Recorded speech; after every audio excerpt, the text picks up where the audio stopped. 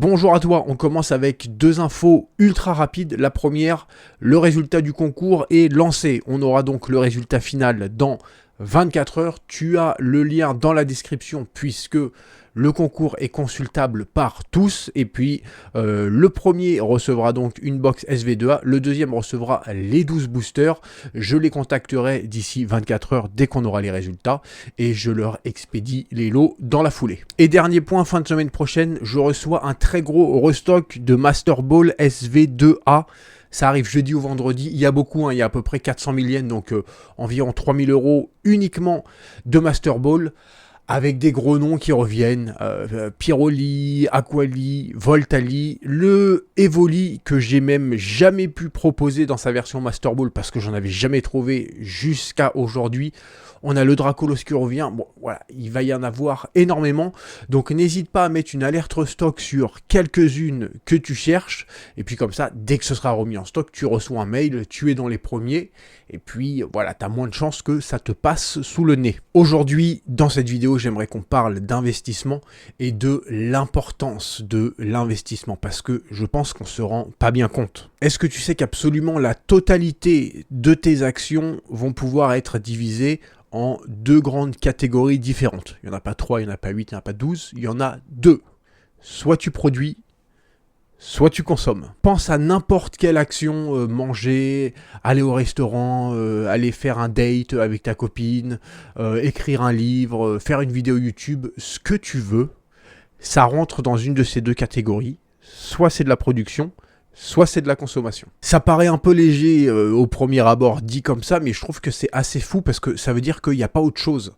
C'est-à-dire que pendant tout le long de ta journée, de ta semaine, pendant tout le long de ton année, de ta vie, n'importe quelle action, soit tu vas produire quelque chose, soit tu vas consommer quelque chose. Alors il y a un exemple par action, donc on va faire ça rapidement, mais pour qu'on soit d'accord, si on veut prendre quelques exemples, si tu vas au restaurant, bon bah forcément tu payes, donc tu vas consommer. Si tu vas au cinéma, c'est pareil.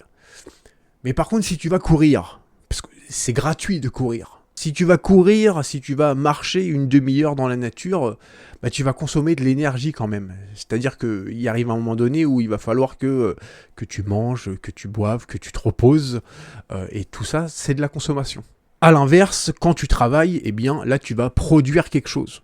Et il y a un pourcentage de cette production qui va te revenir, qu'on appelle un salaire, si tu es salarié. Mais il n'y a que ces deux-là. Essaye de trouver autre chose, essaye de me trouver une action dans les commentaires où tu consommes pas et tu produis pas, et c'est autre chose, et tu verras que ça n'existe pas. Ah ouais, et si je dors? Je suis pas médecin, mais quand tu dors, ça doit être probablement le niveau le plus bas de consommation.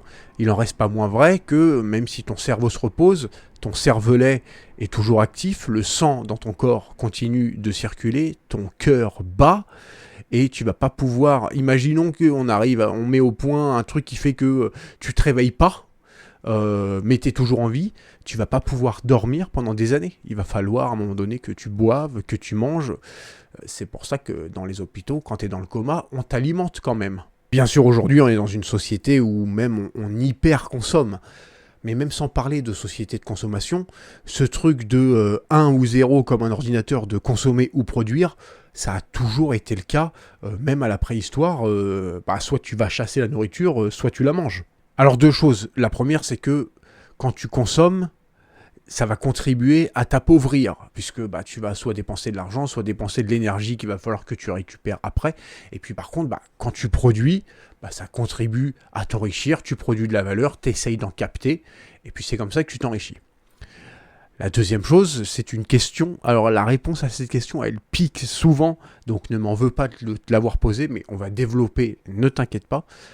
Est-ce que tu peux me dire, sur une semaine classique, sur un mois, sur une année, quelle est la part du temps où tu produis et quelle est la part du temps où tu consommes? Le calcul, il est assez simple. Si tu es un salarié français classique, une semaine est composée de 7 jours qui font 24 heures, ça fait donc 168 heures.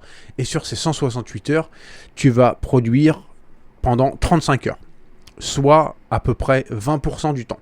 Il y a 20% du temps où tu vas produire, il y a 80% du temps où tu vas consommer. Alors tu pourrais me dire, attends Romain, t'es gentil, mais moi, même si peut-être que je produis que 35 heures sur toute une semaine, mais enfin il faut que je me lève 1 heure et demie avant, il faut que je me douche, il faut que je me prépare, j'ai 1 heure de transport, quand je rentre chez moi il faut que je m'occupe de la maison parce que soit je vis tout seul, ou soit je vis avec quelqu'un qui aussi travaille, donc on partage les tâches ménagères, etc.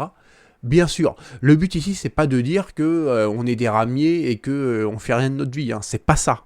L'importance de l'investissement arrive tout de suite après, tu vas comprendre très vite, mais il s'avère que il y a forcément des gens à qui cette situation ça va très bien, qui se disent bah ok, moi je produis pendant 20% du temps et pendant 80% du temps je consomme, ok, je fais attention à ma consommation de façon à ce qu'elle soit pas supérieure aux 20% du temps où je produis, et puis ça roule. Et c'est respectable. Mais il y a aussi probablement plein de gens qui aimeraient optimiser ça. Et ces gens-là, dont peut-être tu fais partie, ils n'ont que deux solutions pour améliorer ça. La première, c'est d'augmenter ta production. Ça veut dire travailler plus. Je vais te donner un exemple qui me concerne. Quand je travaillais dans un club à Shibuya, j'avais pas un taux horaire qui était extrêmement bon, hein. Je gagnais 1200, 1300 yens par heure, on va dire entre 9 et 10 euros. Et par contre, je faisais entre 70 à 80, 90 heures par semaine. Typiquement, je faisais de 19 heures jusqu'à 5-6 heures le matin à la fermeture du club. Donc tu vois, ce qui fait déjà 10-11 heures par jour. Je faisais ça 6 fois par semaine avec juste une journée de repos. Donc on est déjà à 60-70 heures. Certaines semaines, je faisais ça 7 sur 7. Ça pouvait arriver que, je sais pas, il manque un staff ou je ne sais quoi. Voilà, je viens filer un coup de main. Et puis en plus, on avait des soirées privées. Enfin, du coup, des après-midi privés où tu as soit des sociétés ou soit des potes, des groupes de potes qui arrivent à plusieurs dizaines et donc qui louent le club. Et donc, dans ces cas-là, je commençais à 14 heures.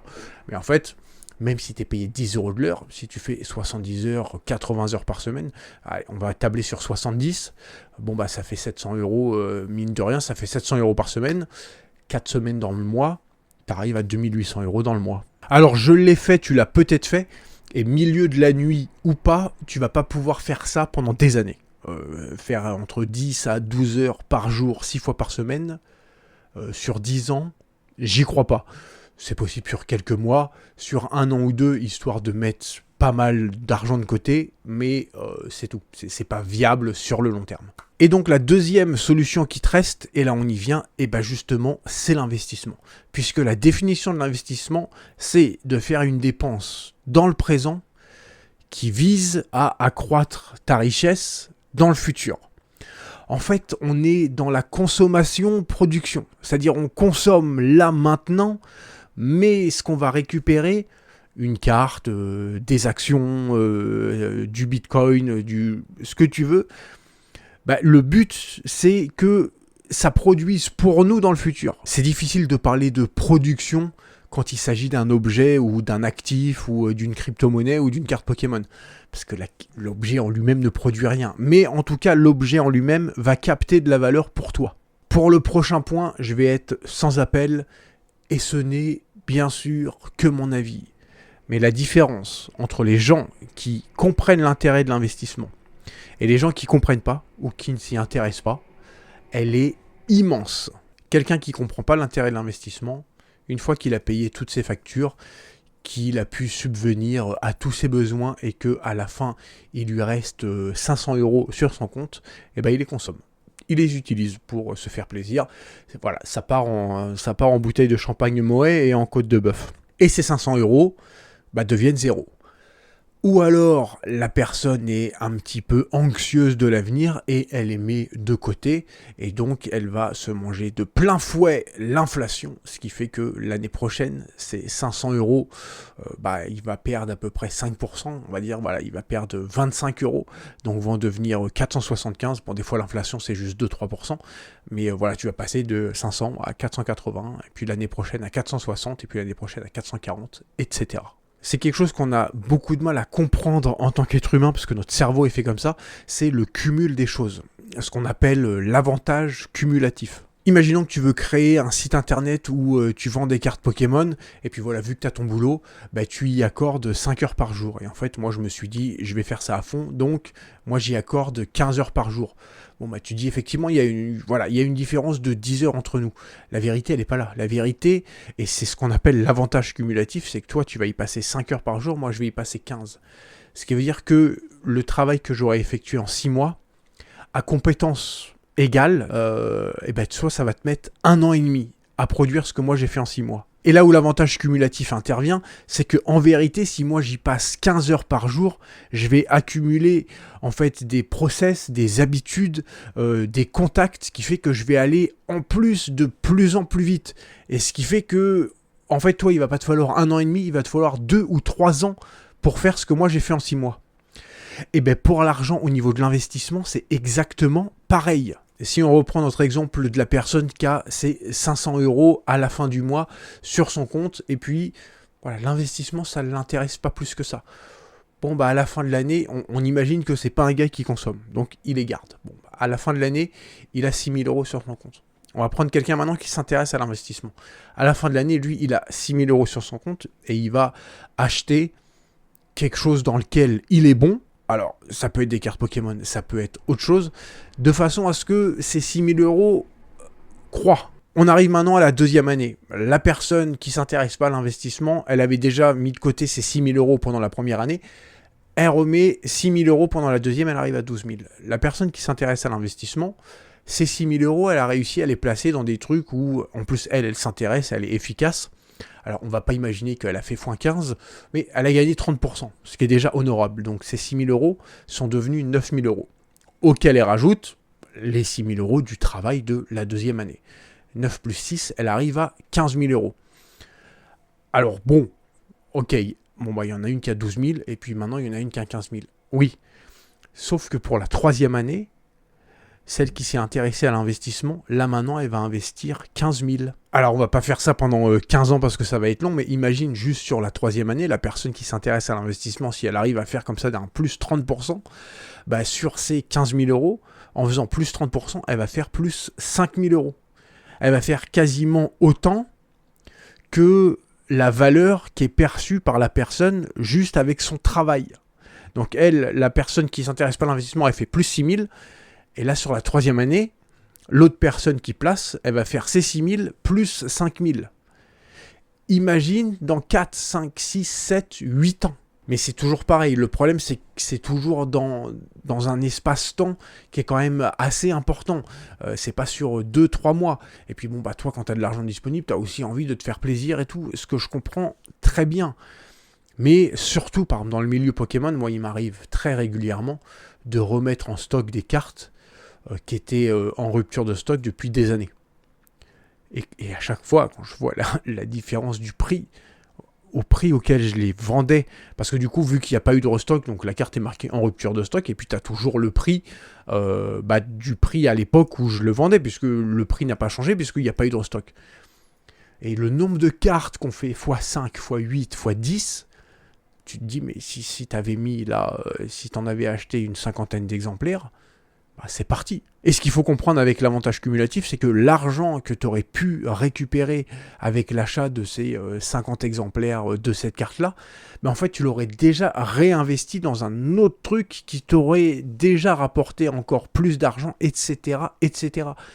Et à la fin, au bout de 5, 10, 15, 20 ans, tu arrives sur des différences, alors qu'à la base, on parle de personnes qui ont mis chacun, qui avaient chacun 500 € de pouvoir d'achat à la fin du mois en payant tout. Voilà, sur des gens qui ont à peu près un niveau de revenu équivalent. Mais juste le fait d'utiliser le levier de l'investissement ou non, bah, en 15-20 ans, tu arrives sur des gens qui détiennent des valeurs avec une différence de x10, x15, x20, x100. C'est d'ailleurs malheureux, mais c'est la raison principale pour laquelle les gens qui sont riches deviennent de plus en plus riches. Tu peux pas lutter. Moi, je sais plus pourquoi d'ailleurs, mais une fois j'avais fait un calcul rapide, tu sais, des fois j'aime bien faire des trucs comme ça. J'avais regardé la fortune totale de Bernard Arnault, et en me disant si jamais le mec est, il y connaît rien, il peut placer son argent sur des placements sûrs, tu vas pouvoir récupérer 5% par an. s'il place sa fortune seulement à 5% par an, donc sur un truc classique, ça fait à peu près 500 € par seconde. 500 € par seconde. Je suis d'ailleurs en ce moment en train de réfléchir à essayer de créer une sorte de groupe de gens qui veulent investir dans Pokémon. Alors, pour l'instant, je peux pas, mais voilà, le temps que, comme tu le sais, fin du mois, je vais déménager. J'ai d'ailleurs trouvé quelqu'un, donc il y aura une personne en plus qui va venir m'épauler, voilà, qui commencera probablement le 1er septembre, pour le 1er ou le 6, ça dépendra d'où j'en suis dans le déménagement. Donc ce sera une japonaise, donc elle parle pas français, mais on se débrouillera si jamais, ce serait cool qu'on fasse des vidéos à deux. Bon, dans ces cas-là, je mettrai des sous-titres. Mais surtout, voilà, ça me dégage du temps. J'aimerais peut-être, je suis en train de réfléchir à faire quelque chose. Alors, je veux pas faire un truc payant, machin, donc les gens qui rentreront dans le groupe n'ont rien à payer. Et un groupe d'investisseurs, de gens qui veulent placer de l'argent dans Pokémon. Groupe sur lequel je pourrais donner mon avis, que voilà, les gens aient leur ressenti. Je suis en train de réfléchir à ça. Une fois que je vais avoir un peu plus de temps, je vais voir tout ça. Alors, ce sera un groupe fermé.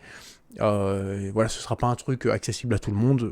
Je verrai en fonction des gens. C'est pas sûr que ça se fasse, mais c'est un truc qui m'intéresse et auquel je réfléchis en ce moment. Voilà, on arrive à la fin. Je te remercie d'avoir passé ce long moment avec moi et je te dis à très bientôt pour une nouvelle vidéo. Allez, bye!